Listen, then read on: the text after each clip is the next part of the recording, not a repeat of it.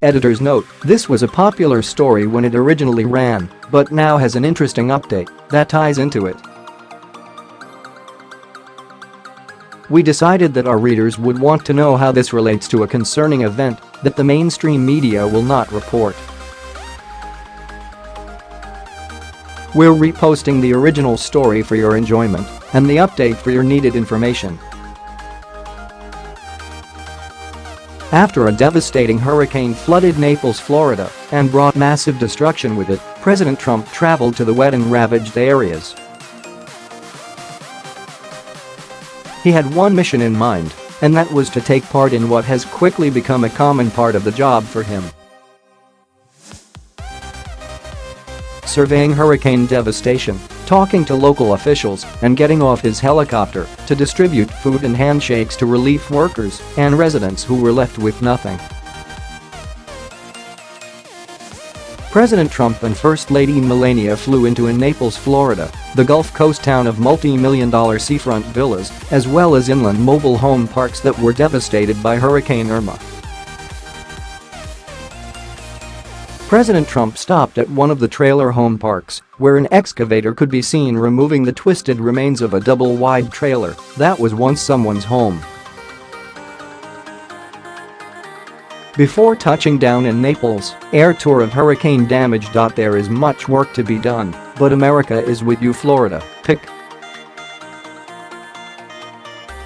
Twitter.com Ujmikik, Melania Trump. September 14, 2017. The President and First Lady spent most of the time there shaking hands, hugging survivors, taking pictures, and handing out food to the workers and residents. But what was even more surprising was that the food they were serving wasn't from FEMA. The president used his own catering service that he paid for out of his own money in order to provide food for the victims. When have we ever seen a president do that before? On top of President Trump and First Lady Melania's generous contribution of $1 million of their own personal fortune to the hurricane relief efforts, they now did this wonderful gesture for the people of Naples, Florida. What a contrast this is to what could have been if Hillary Clinton would have won the 2016 election. Please share if you are as proud of President Trump and Melania as we are at the Trump Republic. Freedom Outpost reports an update of how this story ties into a concerning event from the prior administration. How about 2 whole new scandals for the Clinton family and their foundation? We've already heard about the Clinton Foundation's Haiti corruption over the last few weeks. The foundation was caught promising to help the people of Haiti and instead used the money to line their own corrupt pockets. Now there are 2 new scandals for Hillary Clinton to answer for. First, the former president of the Haitian Senate, Bernard Sansaric, dropped a bombshell during a recent Donald Trump campaign event. Mr. Sansaric told Mr. Trump that he had the documentation to prove that the Clintons tried to bribe him in an effort to get his support for the Clinton Foundation's work to defraud the people of Haiti. Sansaric explained that he became president of the Senate in 1994, a year during which the Clinton presidency attempted to oust the oppressive military regime in Haiti by threat of invasion. Sansaric said that, in order to try to appease him at the time, Clinton sent Bill Richardson, a former U.S. representative of New Mexico. A week later, the American embassy sent an anonymous messenger back to Sansaric, who allegedly told him that if he sided with Bill Clinton in the invasion, he would become the richest man in Haiti.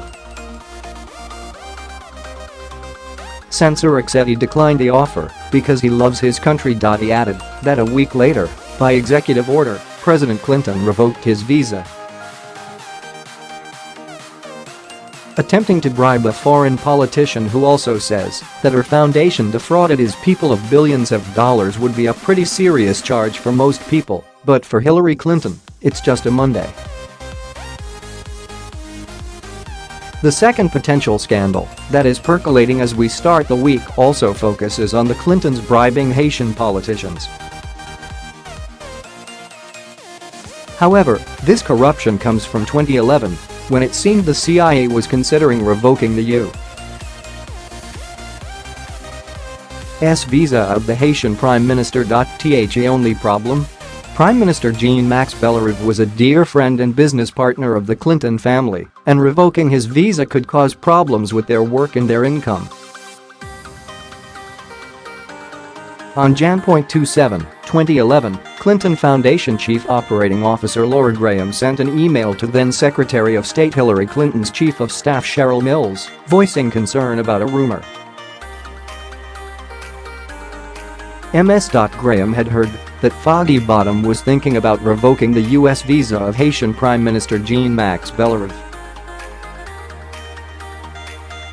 WJC will be unhappy if that's the case, Ms. Graham warned Ms. Mills, using the initials of the former president. Ms. Graham, who was also chief of staff to Mr. Clinton at the foundation, had other reasons to worry. "I'm also staying at Mr.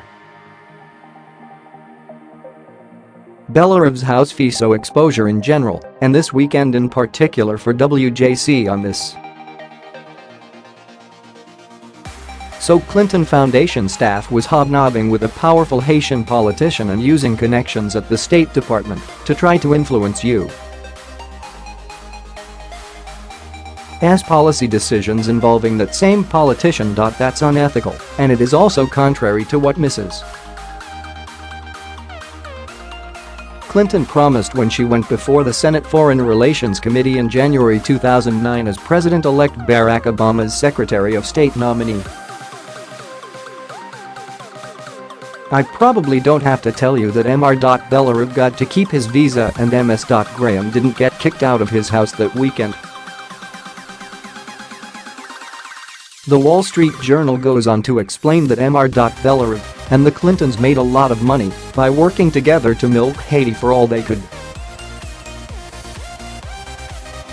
In fact, the pair made millions helping Haiti recover from the devastating 2010 earthquake. Haiti still hasn't recovered, and the Clinton-Bellerove team also did something astounding in 2012 when they scored some sweet gold mining permits for Hillary Clinton's younger brother, Tony Rodham. He got 2 gold mining permits, even though Haiti hadn't given any gold mining permits to anyone else in over 50 years. Thankfully, the Haitian Senate raised enough of a stink about the obvious corruption that the mining permits have been placed on hold. The stench of corruption follows the Clintons everywhere they go, and for good reason. They are corrupt.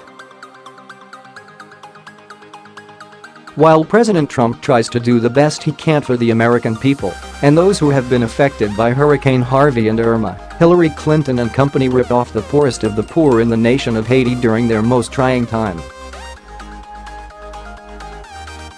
Yet we still have a small segment of our population trying to start a so-called resist movement against Trump because they are upset that Hillary Clinton lost the 2016 election. Unbelievable. Please share if you are as proud of President Trump and Melania as we are at the Trump Republic.